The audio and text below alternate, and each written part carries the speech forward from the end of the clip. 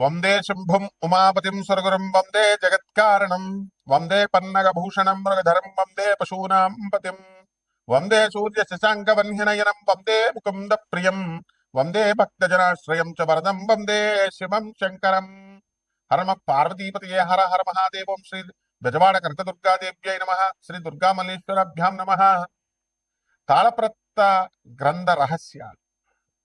ఈ తాళపత్ర గ్రంథ రహస్యాలలో మనము అసలు ఎందుకు భూమి మీద పుట్టాం, పుట్టి మనం ఈ రాశిలోనే ఎందుకు పుట్టాం, ఒక్కొక్కళ్ళు ఒక్కొక్క రాశిలో పుడతారు కదా, 12 రాశులు. అలాగే మన పూర్వజన్మ రహస్యాలు ఏంటి, అసలు పూర్వజన్మలో ఏదైనా సాధించకుండా మిగిలిపోతే అది ఏమైనా ఇప్పుడు సాధించడానికి వచ్చామా, లేదా పూర్వజన్మలో పెళ్లిళ్ళు అయితే లవ్లు చేసుకుంటారు, అవి ఏమైనా బ్రేకప్లు అయిపోతే మళ్ళీ కంటిన్యూషన్ ఈ జన్మల్లో ఏమైనా ఉంటాయా, ఇలాంటివన్నీ కూడా మనం ఈ యొక్క వీడియోలో మనం తెలుసుకుందాం. ఇప్పుడు అగస్త్య మహర్షి అవతారాలైనటువంటి గురునాథ శర్మ గారు, అలాగే రావులపాలెం దిలీప్ శ్రీ శర్మ గారు, వీళ్ళు ఒకళ్ళ ఇంటికి తీసుకెళ్ళానండి. ఆయన పేరు వీరయ్య గారు. అయితే ఆ కుర్రాడు ఏదో గవర్నమెంట్ ఎగ్జామ్స్ కోసం రాసుకుంటూ ఉన్నాడు. వాడిని డిప్రెషన్లో ఉన్నాడు ఫుల్గా.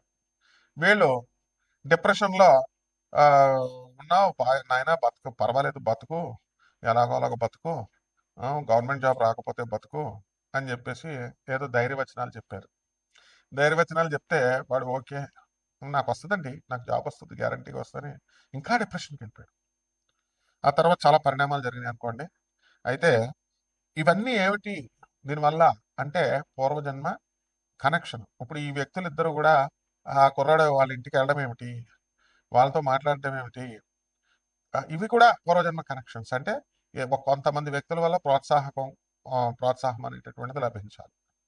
ఇప్పుడు ఈ యొక్క తాళపత్ర గ్రంథ రహస్యాల్లో మనకు క్లియర్గా కొన్ని ఇదివరకు వైదిక కోవేశ్వర్ అని చెప్పి ఉండేది మెడ్రాస్లో. అక్కడ ఈ యొక్క నాడీ జ్యోతిషాలయం మీద చెప్పేవారు. అవన్నీ బోగస్ అయిపోయినాయి అనుకోండి. ఇప్పుడు మీ పేర్లు అడగడము, లేకపోతే మొదటి అక్షరం అడగడం, ఇలాగ అయిపోయింది. అలా కానీ అగస్త్య నాడి, శివనాడి అని ఉండేవారు అనమాట. పూర్వజన్మల గురించి చెప్పేవారు. అలాగే మన జాతక చక్రంలో 12వ ఇంటిని బట్టి మనం పూర్వజన్మ అనేటటువంటిది మనం చెప్పొచ్చు. అలాగే దీనికి శని, రాహువు, కేతు గ్రహాల వల్ల పూర్వజన్మ అనేటటువంటిది మనం చెప్పొచ్చు. ఆ ఉండేటటువంటి పొజిషన్స్ని బట్టి మనం చెప్పొచ్చు అనమాట. ఇప్పుడు రాహువు పంచమంలో ఉండి మరి ఈ యొక్క రవి, బుధ, శుక్రులు మొత్తం వీళ్ళంతా కూడా మనకి లాభస్థితిగతులై ఉండి ఇలా కొన్ని సిగ్నల్స్ ఉంటాయి. వాటి వల్ల పంచమ రాహు ఏం చేస్తాడంటే విపరీతమైనటువంటి మొండితనం ఉంటుంది. డిప్రెషన్ విపరీతమైన డిప్రెషన్లోకి వెళ్ళిపోతారు. వాళ్ళకి మీరు ఎన్ని కోట్లు ఉన్నా సరే వాళ్ళు పూర్వజన్మ పాపం వల్ల ఏమవుందంటే ఈ జన్మలో మనశ్శాంతి ఉండదు. అందువల్ల వాళ్ళ భర్త దగ్గర ఉన్నా, పుట్టింట్లో ఉన్నా, ఎక్కడున్నా మనసంతా కూడా డిప్రెషన్కి గురవుతూ ఉంటుంది. ఇవన్నీ కూడా పూర్వజన్మ పాపాల కారణంగానే అనమాట. అలాగే మేషరాశిలో మనం పుట్టినటువంటి వాళ్ళు మరి పోలీసు, సెక్యూరిటీ, ఆ తర్వాత ఈ డిపార్ట్మెంట్స్లో, డిఫెన్స్ వీటిల్లో పనిచేస్తారు. కారణం ఏమిటి, వాళ్ళ గత జన్మ ఏమిటి. అలాగే దొంగలు ఉంటారు. దొంగలు, నక్సలైట్లు వీళ్ళు హత్య చేయబడతారు. రౌడీ షీటర్స్ ఉంటారు, వీళ్ళు వేరే వాళ్ళ చేతుల్లో చంపబడతారు. దానికి క్లియర్గా మనకు జాతకం చక్రం చూసినప్పుడు అర్థమైపోతుంది. మళ్ళీ నెక్స్ట్ జన్మ ఉందా, లేకపోతే ఈ యొక్క నెక్స్ట్ జన్మలో ప్రతి ఒక్కరికి జన్మలు ఉంటాయి. కాకపోతే ఆ గ్యాప్ ఉంటుంది, గాలి ధూళయ్యి చెట్ల మీద వాటి మీద వేలాడుతూ ఉండాలన్నమాట దెయ్యాలయ్యి. మరి ఈ రకంగా మనకి ఈ యొక్క గ్రహ స్థితిగతులను బట్టే మనం అంచనా వేయగలుగుతాం. కొంతమంది పెళ్లి కాదు, వాళ్ళకి ఎవరితో రుణం లేదు కాబట్టి పెళ్లి కాదు. పెళ్లి కాకుండానే బ్రహ్మచారులు అయిపోయి చచ్చిపోతారు. చచ్చిపోతే తెల్ల జిల్లేడు చెట్టుకి ఇచ్చి పెళ్లి చేసి ఆ తర్వాత అతని శవాన్ని కాలుస్తారు. ఇవన్నీ ఎందుకు అంటే తెల్ల జిల్లేడు చెట్టు కూడా అది శ్మశానాల్లో పెరుగుతుంది. జిల్లేడు చెట్లు ఇవన్నీ కూడా అవి కేతువుకు సంబంధించినటువంటివి అనమాట. కాబట్టి ఈ యొక్క మీడియా రంగంలో ఉన్నటువంటి వాళ్ళు కొంతమంది ఉంటారు పాపం. వాళ్ళకి ఏమన్నా మాకు ఉద్యోగం రావట్లేదని ఎక్కడికి వెళ్ళినా సరే అంటారు, పూర్వజన్మ కర్మ. అలాగే ట్రాన్స్ఫర్స్, విదేశాల్లో ఉండేటటువంటి వాళ్ళు విదేశాల్లో ఉండే హ్యాపీగా ఉన్నా సరే వాళ్ళకి మనశ్శాంతి ఉండదు, పూర్వజన్మ కర్మ. ఈ విధంగా మొత్తం ఈ యొక్క పర్పస్ ఏంటంటే మనం పూర్వజన్మల్లో సాధించలేకపోయినటువంటి పనుల్ని ఈ జన్మలో మనం సాధించుకోవడానికి మళ్ళీ భగవంతుడిని కొంత టైం అడుగుతాము, ఆయన ఇస్తారనమాట.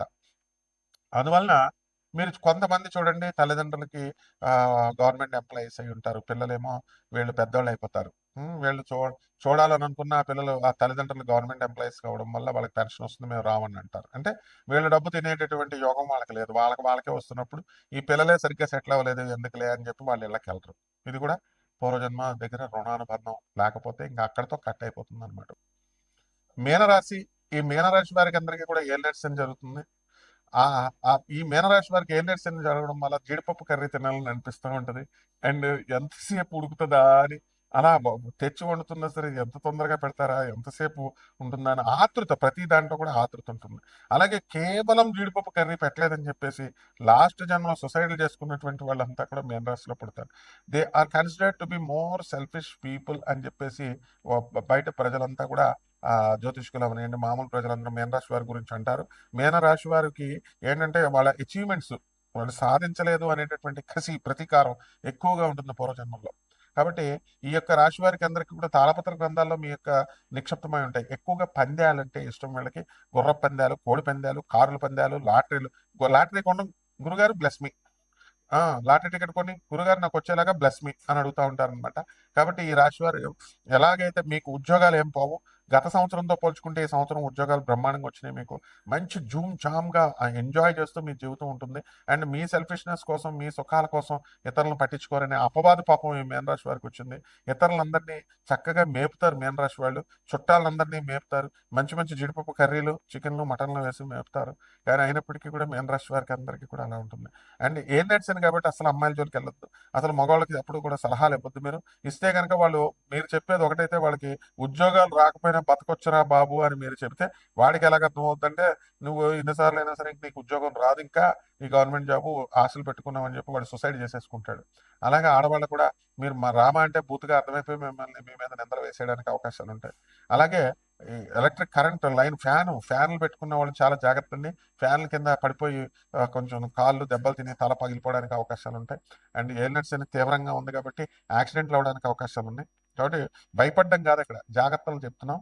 జాగ్రత్తలు చాలా జాగ్రత్తగా ఉండాలి. ఏలినట్స్ ఏమో కాలో చేయో ఇవన్నీ కూడా పోవడానికి అవకాశాలు ఉంటాయి. చాలా జాగ్రత్తగా ఉండాలన్నమాట.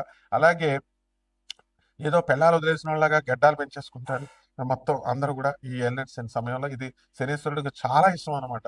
ఎందువల్లంటే మీరు కటింగ్ చిన్నగా వేసుకుంటే మీకు ఫలితాలు రావు. పొడుగ్గా పెద్దగా సాధువులు చూడండి, అది సాధువు యొక్క లక్షణం అనమాట. కాబట్టి ఆదాయాలు బ్రహ్మాండంగా పెరుగుతాయి. గత సంవత్సరం కంటే ఈ సంవత్సరం బ్రహ్మాండంగా పెరుగుతాయి. సుఖవంతమైన జీవితం గడుపుతారు. రైతులు కూడా బ్రహ్మాండంగా సంపాదిస్తారు. వాళ్ళ పిల్లలందరినీ కూడా బ్రహ్మాండంగా చదివించుకోవడం ఇలాంటివన్నీ కూడా చేస్తారు. కాబట్టి ఈ యొక్క పరిహారాల దగ్గరికి వచ్చేసరికి రాశి వారికి అందరికీ కూడా ఏలినట్స్ అని జరుగుతున్నప్పుడు ఏం చేస్తామంటే శనీశ్వరుని పూజ చేసుకోవాలి.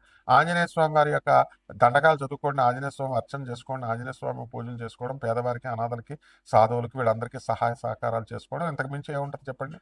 కాబట్టి చాలా అనవసరమైనటువంటి గొడవలకు వెళ్ళొద్దు. రావి చెట్టు చుట్టూ 1008 సార్లు చొప్పున 4 శనివారాలు మీరు ప్రదక్షిణాలు చేయాలి, ఓం శనేశ్వరాయ నమః అంటూ. అలాగే ఈ యొక్క మేడి చెట్టు చుట్టూ గురువారం నాడు 108 సార్లు ప్రదక్షిణాలు 4 గురువారాలు చేయాలి. గురుచతుర్ పారాయణ 4 సార్లు చదివేయాల పారాయణ. ఇవన్నీ కూడా చేసుకుంటే మీకు బ్రహ్మాండంగా ఉంటుంది. శుభమస్తు.